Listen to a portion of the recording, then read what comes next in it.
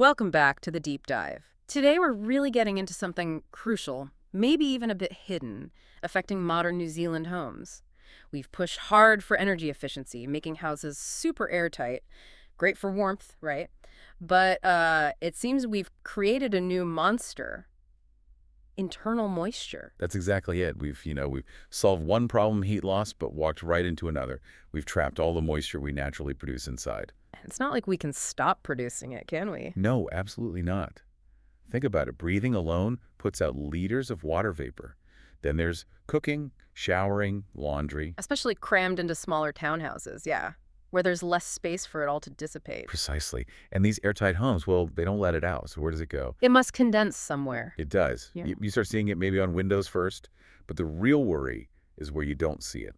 Under metal roofs, inside the walls, dampening the insulation. Okay, so damp insulation doesn't work well. That's bad for energy bills again. Worse than that, it leads to mold. Unseen mold growing in your wall cavities in the roof space. And that doesn't just damage the building, making it degrade faster. It makes people sick. That's the huge health angle here, isn't it? We hear about 1 in 5 Kiwis having respiratory problems. And poor indoor air quality is a major contributor. Mold spores, volatile organic compounds trapped inside. It's serious. You mentioned the air pollution stats earlier. 3,500 premature deaths a year in NZ. Indoor air is a big part of that picture. So what's the building code say? Surely it addresses ventilation. Well, yes and no. The code basically relies on opening windows for fresh air. Just opening windows in 2024. Pretty much. Which, let's be honest, is not practical for continuous ventilation. People keep windows shut for warmth, for security, when they're out. It's just not enough. Right, so it traps the moisture, which explains the push from groups like the Ventilation Collab. What are they suggesting? They're pushing for mandatory continuous mechanical ventilation systems, things like balanced heat recovery ventilators or HRV systems. Okay, so fans, basically. Systems that actively pull stale, moist air out and bring fresh air in. Exactly. And look, they do work. They definitely reduce the risk by forcing air changes in these sealed boxes. But it feels a bit like fighting the design, doesn't it? We make it airtight, then spend money on fans to force air through it anyway. That's the fundamental question. Is adding complex, energy-using mechanical systems the best answer? Or should we be looking at the building envelope itself, designing it differently? So what's the alternative then, if not fans? This is where different approaches come in, like the Forever Breeze specification.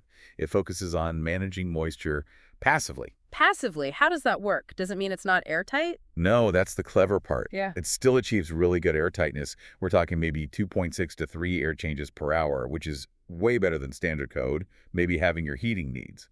But crucially, it does this without relying on plastic wraps inside the walls. Ah, so no plastic wrap. What does it use instead? It uses materials that are vapor permeable.